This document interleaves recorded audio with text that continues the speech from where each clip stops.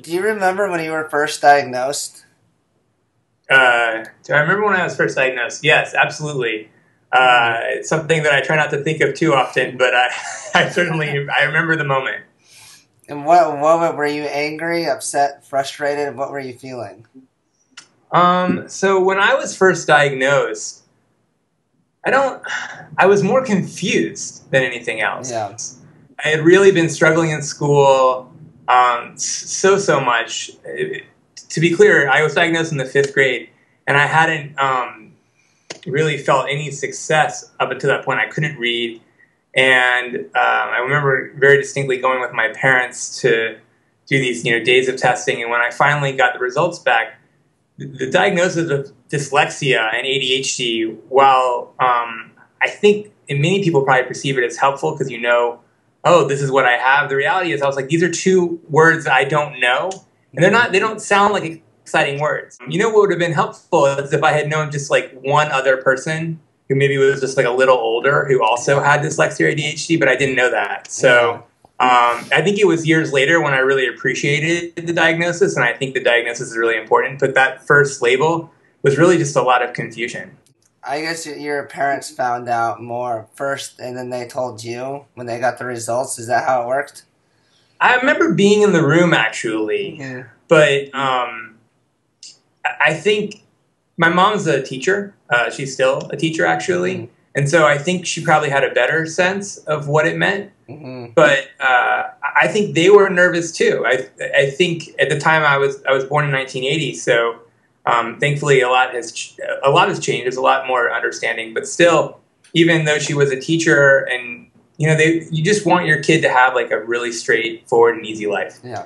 And I think that's probably every parent's dream. And of course, the day you have a child, you realize that's not going to ever be the case. Yeah. But I think that they were immediately moved into like, how do we help fix this problem? And it took them a while to understand that it wasn't a problem to be fixed. I'm very proud of my dyslexia and my ADHD. I think that those are parts of how my brain works and works really well. And there's some weaknesses that come with it, like anything in life. How were your social skills in school? Like high school? Like what was the earliest remembrance that you have of just struggling like to make a friend? Oh gosh, I mean, I was very, very shy. Well, and I was one of these, like, I was very shy in the sense that, like, I didn't particularly make a lot of friends, but I also was kind of the bad kid. So before my diagnosis, I would often cause a lot of trouble in class. I think I probably was not every teacher's favorite student. And I think a lot of that came from a realization that it was easier to be the bad kid than it was to be the dumb kid. And so when I was struggling in school, it was like, Dave, time for you to read out loud. And so I would just like, punch the kid to the right of me because then I got sent to the principal's office for being the bad kid instead of being the kid who couldn't read out loud. Yeah. I would say as I got older, my social skills got better. Having allies made a huge, huge difference. No one should go life alone, and particularly if you learn differently. So I think by the time I was in high school and particularly college, having relationships with other people, especially people who learned and thought differently, is the reason why I can stand before you and say I feel successful. How did you get the idea to create Eye to Eye? And when did that all start to happen? Yeah, well, I think it connects to this question that you're asking about social skills. When I arrived at Brown, I was acutely aware of many of the support networks I had previously were gone. So, my parents were down in Atlanta and I was at Brown University, what felt like a million miles away, and didn't have any of the friends that I had known over the many years. And so I got to thinking about two things. One, that it would be really helpful to know other people who had dyslexia or had ADHD, and we could kind of figure out what this college thing was together.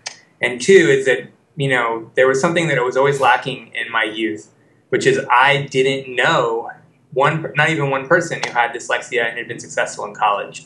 All the role models that were given to me when I was struggling in school was like, go look at Tom Cruise or Whoopi Goldberg or Paul Orfalea. I think I saw an interview you did, recently. They didn't say Steven Spielberg, but they would have if they had known that person. And my feeling was these are all great role models.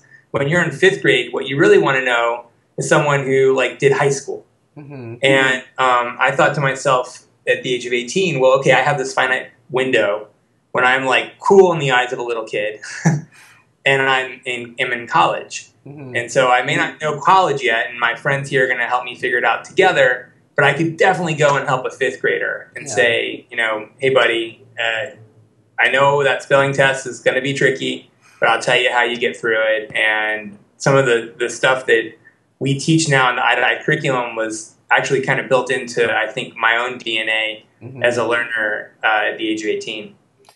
Well, David Flink from Eye to Eye, thank you very much for your time. I appreciate it. Thanks, Quinn. Great to chat with you. And I know that the folks who get to tune in and watch this are, lucky to have your site and lucky to have you as a hero. And you're one of my heroes too, buddy. Thanks a lot.